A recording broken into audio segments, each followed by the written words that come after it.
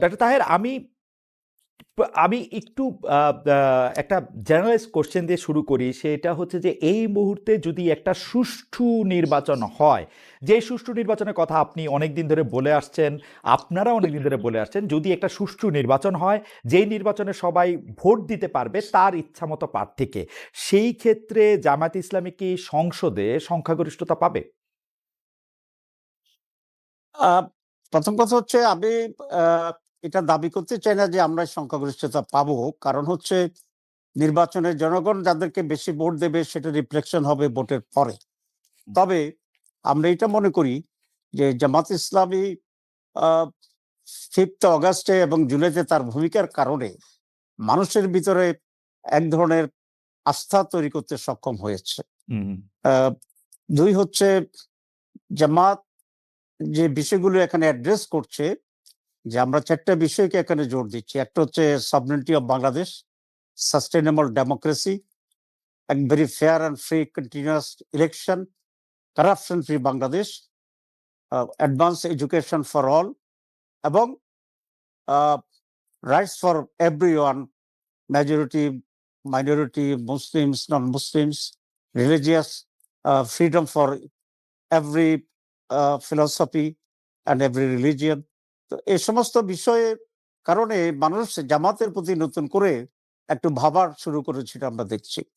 আর 2 নম্বর হচ্ছে, আপনি জানেন যে ইতিমধ্যে কয়েকটি সার্ভে হয়েছে। একটা সানেম নামে একটা প্রতিষ্ঠান করেছে, তারা প্রায় মাস 2 আগে বলেছিল যে বিএনপি ইজ 42%, জামাত ইজ 32%। কিন্তু 3 সপ্তাহ আগে ব্রাক ইউনিভার্সিটি থেকে একটা সার্ভে হয়েছিল, সেখানে তারা বিএনপিকে 12% দিয়েছে, জামাতকে 10.47% দিয়েছে। তো আমি দ্বারা এটা মিন করতে পারছি যে যে difference between BNP and Jamaat is reducing day by day. আগে যেখানে 10% রিডিউস ডিফারেন্স ছিল, এখন এটা আপনি যদি ডবল করেন 12কে, এটা 24, আর জামাতকে এটা যদি আমরা 3% হয়ে আসছে। এবং যে 2টি প্রতিষ্ঠানের সার্ভের কথা আমি উল্লেখ করেছি, কোনো প্রতিষ্ঠানেই আইডিওলজিক্যালি জামাতকে ফেভার করে না। আমি মনে করি তারা সঠিক তথ্য এখানে দিয়েছে। আপনি কি 2 মনে নম্বর করেন? হচ্ছে, জি, আমি আর ক্রিয়েট করছি কাইন্ডলি, জি, সেটা হচ্ছে আমরা এবার নির্বাচনটাই এককভাবে জামাত ইসলামী এইভাবে করতে চাচ্ছি না। আমরা চাচ্ছি যারা জুলের চেতনাকে ধারণ করে, যারা একটা করাপশন ফ্রি বাংলাদেশ গড়তে চায়, এবং যারা মৌলিকভাবে বাংলাদেশের রাজনীতি এবং অর্থনীতিতে একটা নতুন যাত্রা করে নতুন বাংলাদেশ গড়ার স্বপ্ন দেখছে, তাদের সকলকে মিলেই আমরা একসাথে একটা নির্বাচন করার জন্য চেষ্টা করছি। এবং আমাদের সেই অ্যালির ভিতরে আমরা জোট বলবো না, আমরা আন্ডারস্ট্যান্ডিং বলবো। বাংলাদেশে যে মেজর যদি 10টা অর্গানাইজেশনকে আপনি বিবেচনা করেন যাদের পাবলিক স্টেক আছে, এবং কোথায় কোথায় leadership is known to the people, strong leadership আছে, এর ভিতরে 10টা দল যদি আপনি বিবেচনা করেন, তাহলে এখন 8টি দলেই আমরা একসাথে কাজ করছি বিয়ন্ড বিএনপি। তো সেই জোটটা মিলে যদি আমরা অ্যাপ্রোচ করতে পারি এবং ইলেকশন ফেয়ার হয়, যেটা নিয়ে আমাদের শঙ্কা আছে, তাহলে is may not be very impossible, but may not be very abnormal things that আমাদের এই জোট যদি শেষ পর্যন্ত সাস্টেইন করে, তাহলে এটা মেজরিটি পিপল সাপোর্ট এনজয় করতে পারে। ওকে, এবার আমি কোশ্চেনে আসি। আপনার কাছে কি এইটা মনে হয় জামায়াতে ইসলামী বাংলাদেশের রাজনীতি শুরু করার পর এখন জামায়াতে ইসলামীর প্রতি মানুষের আস্থা বা সমর্থন, যেটা আপনি বললেন, সেটা সবচেয়ে বেশি আছে? আমি মনে করি অতীতের চেয়ে এখন সেটা বহুফোল্ড, অনেক গুণ বেশি আস্থা এবং সমর্থন আমরা দেখতে পাচ্ছি। আপনি যদি এটা মনে করেন, তাহলে আপনার সবচেয়ে বেশি নির্বাচনে যাওয়ার জন্য সবচেয়ে বেশি আকুলি বিকুলি বা আকুতি থাকার উচিত ছিল না? কিন্তু আমরা তো দেখতে পাচ্ছি জামায়াতে ইসলামী নির্বাচনে যাওয়ার ব্যাপারে, মানে যেটা হচ্ছে স্বাভাবিক ভোটিংয়ে স্বাভাবিক নির্বাচন, সেটাতে যাওয়ার ব্যাপারে জামায়াতে ইসলামী এর আগে ফেব্রুয়ারি মাসের কথা সবচেয়ে আগে বললো, এখন আবার হঠাৎ করে পিআরের কথা বলে, বিশেষ করে নিম্নকক্ষে পিআরের কথা বলে একটা জটিল মানে আমি কি বলবো, একটা জটিল শর্ত আরোপ করে নির্বাচনে অংশগ্রহণ করার ব্যাপারে তাদের অনীহা আমি দেখতে পাচ্ছি। না, নির্বাচনে অংশগ্রহণ করার ব্যাপারে আমাদের কোনো অনীহা নেই। আমরাই সবার আগে নির্বাচনে যাওয়ার জন্য প্রস্তুতি গ্রহণ করেছি হুম, এবং 300 আসনে আমরাই সর্বপ্রথম প্রাথমিকভাবে হুম, আমাদের ক্যান্ডিডেট সিলেক্ট করেছি এবং আমরা সেই প্রচারণা চালাচ্ছি। হুম, কিন্তু জামাত ইসলামী যেটা চায় সেটা হচ্ছে নির্বাচন নয়, একটি সঠিক নির্বাচন। হুম, শুধু জেনেতন একটি নির্বাচন নয়, একটি ফেয়ার, ফ্রি, পার্টিসিপেটরি এবং সকল মানুষ যাতে উৎসব করে ভোট দিতে আসে এরকম একটা নিরাপত্তার ভিতরে, স্বস্তির ভিতরে যে নির্বাচনটি হবে, যেখানে আপনি যেটা উল্লেখ করেছেন যে যার ভোট ইচ্ছা মতো করে সে দিতে পারবে, জামাত এরকম একটি নির্বাচন চাচ্ছে এবং সেটা ফেব্রুয়ারিতে চাচ্ছে। না এখানে আমাদের আপনার কাছে কোন বিষয় নাই। আপনার কাছে সংশয়টা কোথায় যে যেনতন ভাবে নির্বাচন হবে? আমাদের সংশয়টা খুব স্পষ্ট। হুম, হুম, এক নম্বর হচ্ছে বাংলাদেশের ল অ্যান্ড অর্ডার সিচুয়েশন এখন পর্যন্ত সে পর্যায়ে সরকারের নিয়ন্ত্রণে নাই যেটা দিয়ে গভর্নমেন্ট একটা সুষ্ঠু নির্বাচন করতে পারে।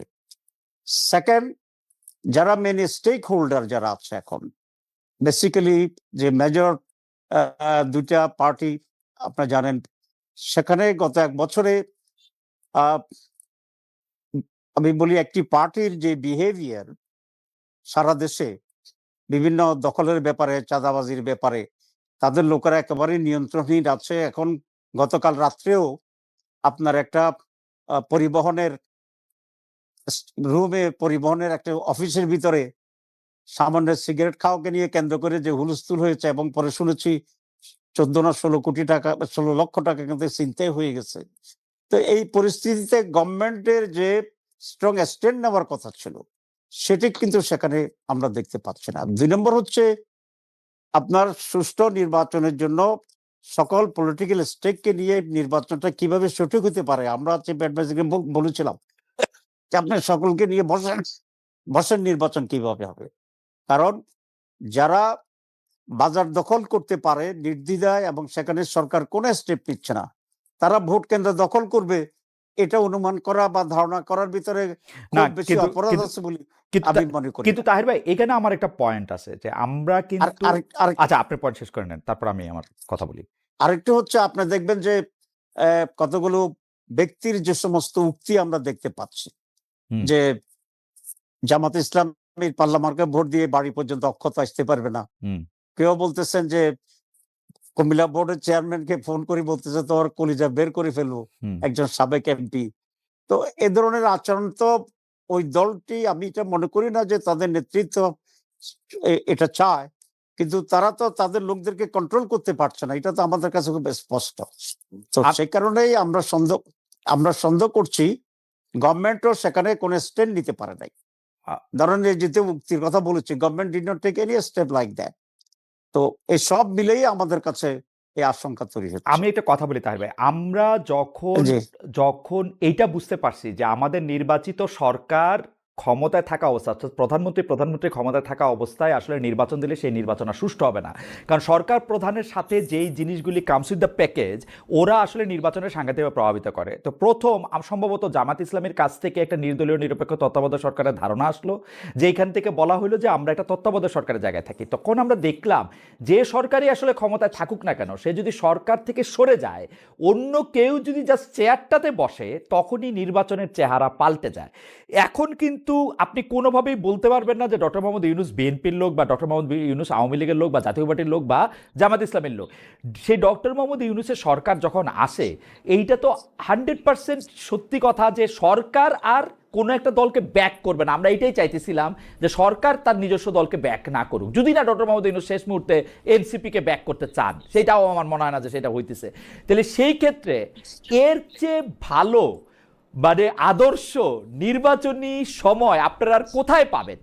আমার মনে না, হয় এইটা দুষ্ট লোকেরা বলে যেহেতু জামাতে ইসলামী হিসাব নিকাশ করে দেখছে, কারণ জামাতে ইসলামী হচ্ছে খুবই সুশৃঙ্খল এবং এটা বল যে তারা দেখছে যে তারা 151 সিট নিজেরা পাইতে পারবে না, সেই জন্য তারা যতটা সময় পারে ইলেকশনকে ডিলে করতে চায়।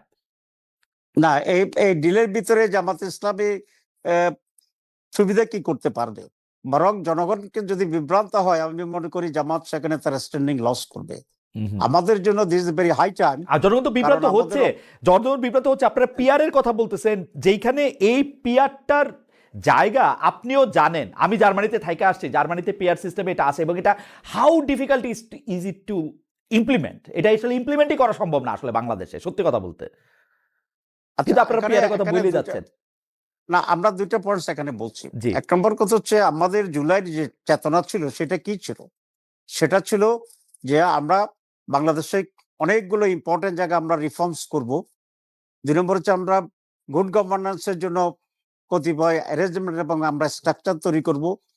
৩ নম্বর হচ্ছে এখানে ফেয়ার ইলেকশনের জন্য ইলেকশন কমিশনে কিছু পরিবর্তন আনা দরকার।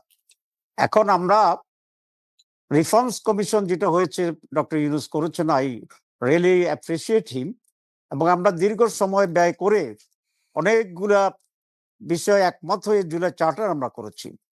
কিন্তু আনফরচুনেটলি জুলাই চার্টারকে চূড়ান্ত রূপ না দিয়েই ইলেকশন ঘোষণা করে দিয়েছেন ডক্টর ইউনূস। এখানে উনি একটা টেকনিক্যাল ভুল করে ফেলেছেন। কারণ এই ফেব্রুয়ারির ঘোষণাটা উনি অক্টোবরেও দিতে পারতেন। ফাইনাল ইলেকশন ডেট এখানে কথা না, কিন্তু কৌশলগতভাবে উনি কোনো কিছুকেই অর্জন না করে এটা দেওয়ার কারণে যারা জুলাই সনদ চাচ্ছে না তারা একটা সুবিধা পেয়ে গেছে ডিলে করার প্রসেসে যাওয়ার জন্য। তো তাহলে যদি জুলাই সনদও যদি এখানে আপনার বাস্তবায়িত না হয়, তাহলে যেন তেন আগের মতো যদি ইলেকশন হয়, তাহলে ৩টা সেশনে যেরকম কালচার ছিল সে কালচারে তো কোনো পরিবর্তন হচ্ছে না। আমরা এখানে আশঙ্কা করছি, আমরা খুব স্ট্রেট বলেছি। প্রথম আমি জুলাই সনদের কথা বলি। জুলাই সনদের ব্যাপারে একটা ঐকমত্যের জায়গাটাকে অবশ্যই ইমপ্লিমেন্ট করা দরকার, আইনি ভিত্তি দেওয়া দরকার, এবং এর ভিত্তিতে নির্বাচন করতে হবে। এই ব্যাপারে আমাদের একটি দুটি দল বিএনপি সহ ছাড়া আর সকলে আমরা একমত আছি। আপনাকে আমি আর একটা কথা বলি, যে আমি প্রায় বলি যে ইমানের ৩ অংশ। একটা হচ্ছে মুখে উচ্চারণ করা, হৃদয়ে ধারণ করা, বাস্তবে পূরণ করা। তো জুলাই সনদেরও কিন্তু ৩ অংশ। এক হচ্ছে ঐক্যমত্যে পৌঁছা, এটাকে আইনি ভিত্তি দেওয়া, এবং এটার ভিত্তিতেই আগামী রাজনীতি এবং নির্বাচন করা। তো এটা তো আমরা ঐক্যমত্যে আসছি, কিন্তু এটা আইনি ভিত্তি দিচ্ছে না। এবং ডক্টর ইউনূস সিনসিয়ারলি হোক বা না বুঝে হোক, উনি যেভাবে কোনো কিছু অর্জন না করে ডেট দেওয়ার কারণে একটি বিশেষ দল এটা একটা সুযোগ হিসেবে নিচ্ছে যে তারা জুলাই সনদ মানবে মানবে না করে টাইম কিল করছে, এবং they are going for a favoured একটা ইলেকশনের দিকে তারা যাওয়ার চেষ্টা করছে। This is one. সেকেন্ড, আপনি যে পিআর এর কথা বলেছেন, পিআর বাংলাদেশের জন্য নতুন, কিন্তু এটা তো সারা দুনিয়ায় ইমপ্লিমেন্টেড হয়েছে। আমাদের পিআর চাওয়ার পেছনে একটা প্রধান কারণ হচ্ছে বিগত ৫৪ বছরের ট্রেডিশনাল পদ্ধতিতে নির্বাচনের ব্যর্থতার কারণে। কারণ কোন ইলেকশনেই কেন্দ্র দখল ছাড়া হয়নি, কম আর বেশি। কোন ইলেকশনেই মানি ইনফ্লুয়েন্স ছাড়া হয়নি, কোন ইলেকশনেই মাসেল মানি এই দুটার কম্বিনেশন ছাড়া হয়নি। সুতরাং এই যে অভ্যাস মানুষের কেন্দ্র দখল। তাহির ভাই, অনেকগুলি প্রশ্ন আপনাকে করতে হবে বলে, আচ্ছা আপনি যদি একটু শেষ করেন তাহলে আমি বলি। আপনি পিআরটা একটু শেষ করি। জি। সেটা হচ্ছে আমরা দিস ফার্স্ট রিজন যে মানুষের অভ্যাসের পরিবর্তন ঘটানো উচিত, রাজনীতিবিদদের, পলিটিশিয়ানদের এবং যারা ইলেকশন করবে তাদের। ওকে। সুতরাং এই পদ্ধতিতে কেন্দ্র দখলের সুযোগ নেই। Number one, it is all represented, পুরা ভোটের উপরে এটার একটা ম্যানেজেবল সেজন্য। কিন্তু আমার আরেকটি কথা হচ্ছে, এই PR is a new concept for Bangladesh. তো এটা নিয়ে আলোচনা হওয়া উচিত। সরকার, আমরা যেহেতু মেজরিটি, আপনি জানেন ৩১টা দল আমরা কনসেনসাস কমিটি মিটিং এ ছিলাম, ২৫টি দল পিআর এর পক্ষে। না না, বিএনপি আর কয়েকটি দল মাত্র পিআর এর বিপক্ষে ছিল। কিন্তু দুইটা একটা ডিফারেন্স হচ্ছে যে আপার হাউজে অধিকাংশ লোক পিআর চাচ্ছে আর আমরা ফুল পিআর চাচ্ছি। কিন্তু PR as a system and for a voting system ২৫টা দলেই একমত ছিল ৩১টার না ভিতরে। না, সেটা তো আপার হাউসটা মিলায়া, আপার হাউস মিলাইলে তো পিআর আমিও চাই, আপার হাউসে পিআর হওয়া। আর আমি একটু আপনাকে একটা করে জিনিস আমি একটু বলি। আমি এটা বলেছি যে আপার হাউস যে আমরা ২৫টা দল চেয়েছি, জি, কয়েকটি দল ফুল চেয়েছে আপার এন্ড লোয়ার। না, কিন্তু লোয়ার হাউসে পিআর চাওয়া নিয়ে আমার আলাদা প্রশ্ন আছে। আমি একটা করে জিনিসগুলির মধ্যে আসি। আপনি যেগুলি বলছেন যে ধরেন জুলাই সনদের ভিত্তিতে নির্বাচন আর জুলাই সনদের ভিত্তি না রাখা নির্বাচনের মধ্যে তফাৎটা কি আসলে? নির্বাচনের তফাৎটা ক্ষেত্রে অনেক।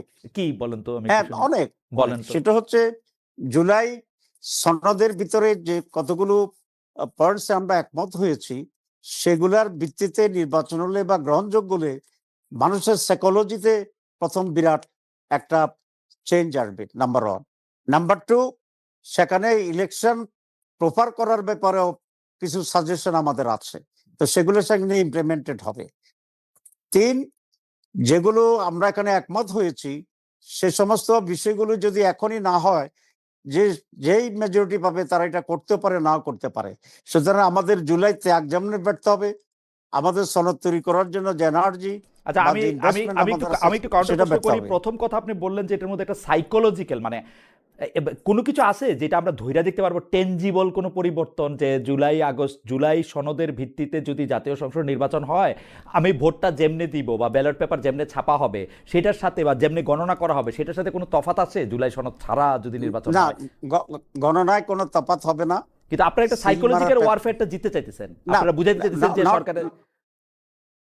নট অনলি সাইকোলজি, কারণ ওইখানে যে পয়েন্টগুলো আছে এগুলো যখন অ্যাকসেপ্টেড হবে তখন জনগণ এর ভিত্তিতে তার মাইন্ড সেট করতে পারবে যে এভাবে একটি গভর্নমেন্ট হবে, এভাবে একটা ইলেকশন হবে, এবং এই পরিবর্তনকে সামনে রেখেই সে কাকে প্রেফার করবে ভোট দেওয়ার জন্য, এটা তার মানসিক সেইটা তো সিদ্ধান্ত নিতে সুবিধা হবে। সেইটা তো আর ইমপ্লিমেন্টেড হওয়ার আর অপেক্ষায় নাই। যখনই জুলাই সনদ বা জুলাই চার্টার, জুলাই ঘোষণা সেগুলি নিয়ে যখন আলোচনায় আসতেছে, সামনে আসতেছে, তখনই তো মানুষের মনে এগুলি আছে যে আমরা আর দুর্নীতি চাই না, আমরা আর ঘুষ চাই না, আমরা আর কেন্দ্র দখল চাই না, আমরা এগুলি চাই না। সেটা তো আর আপনি ইমপ্লিমেন্ট আর কেমনি করবেন?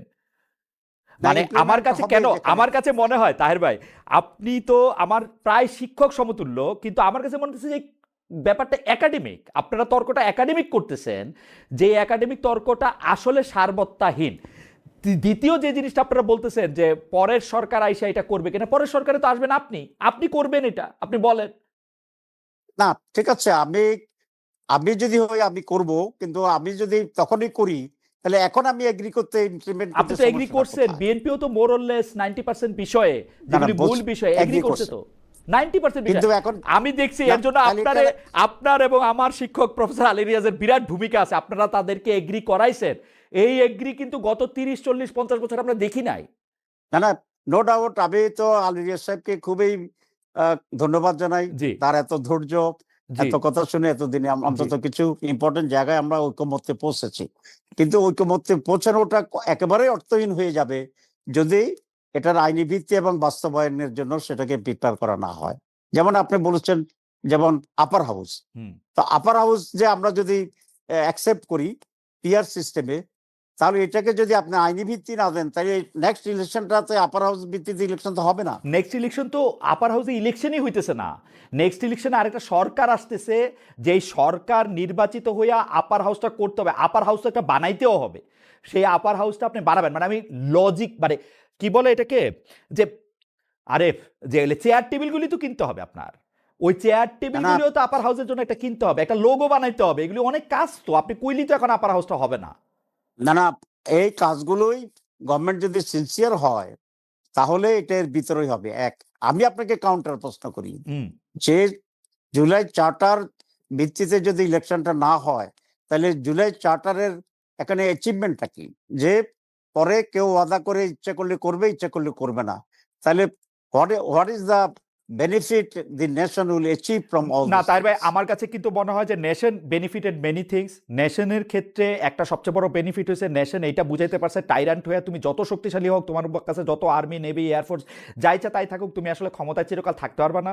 নেশন এইটা বুঝতে পারছে, এবং প্রত্যেকটা পলিটিক্যাল পার্টি এইটা বুঝতে পারছে যে তারা যদি জোর করে ক্ষমতায় থাকে, মানুষের অধিকার না দেয়, তারা ক্ষমতা থাকতে পারে না। এটা হচ্ছে নেশন অ্যাচিভমেন্ট। আমি এই জায়গার মধ্যে থেকে একটু আসি তার ভাই, আপনি মানে দেখেন, জুলাই সনদের ভিত্তিতে নির্বাচন আর একটা সুষ্ঠু নির্বাচনকে আমি সাংঘর্ষিক মনে করি না। আমি মনে করি জুলাইয়ের চেতনার মধ্যে, স্পিরিটের মধ্যে এটা ক্রমাগত প্রক্রিয়া, এবং এটার মধ্যে থেকে এটা অর্জনের পথেই আমরা আসি। আপনি যেটা বলতেছিলেন যে পিআর পদ্ধতির নির্বাচন ফুল, নিচের হাউসে পিআর পদ্ধতির নির্বাচনের সঙ্গে প্রেসিডেন্সিয়াল ইলেকশনের কোনো তফাৎ আসলে নাই। এই পদ্ধতিতে কেন্দ্র দখল হয় না, আপনি এটা বলতে পারেন। আমরা এরশাদ সাহেবের প্রেসিডেন্ট ইলেকশন দেখি নাই, আমরা জেনারেল জিয়াউর রহমানের সাহেবের প্রেসিডেন্ট ইলেকশন দেখি নাই, রাইট, আমি আমরা আপনার সাথে আমরা আমরা একমত। শেখ মুজিবুর রহমান সাহেবের প্রেসিডেন্ট ইলেকশন দেখি নাই। না, প্রেসিডেন্ট ইলেকশন হচ্ছে, কিন্তু PRA it is not just exactly as a presidential election. Absolutely exactly, বাকিটা পার্থক্য না হচ্ছে একাডেমিক। না পার্থক্য এই জন্য আছে যে সেখানে প্রেসিডেন্ট, এখানে যে সমস্ত স্টেক হোল্ডার আছে তারাও সেখানে থাকবে, কিন্তু স্পেসিফিক কেন্দ্র দখলের যে বিষয়টি আছে সেই জায়গাটা এখানে আমি মনে করি যে তাহের ভাই, reduce হবে। আপনি আপনার কর্মী, তাহের ভাই, আপনি আপনার কর্মীরে 14 গ্রামে বলবেন যে তুই তুই ওই কেন্দ্র পাহারা দে, সে দখল করবে না পিয়ার হইলে আর আমি মনে করি অনেক কমে যাবে, যেহেতু ব্যক্তিগত একটুও কমবে না interest তাহের ভাই, থাকবে না। একটুও কমবে না। কারণ আপনাকে প্রেসিডেন্ট বানানোর জন্য, আপনাকে প্রধানমন্ত্রী বানানোর জন্য উনি সেই কেন্দ্র দখল ওইভাবেই করবেন যেতটুকু উনি এমপি হওয়ার জন্য করতেন, আরো বেশি করে করবেন।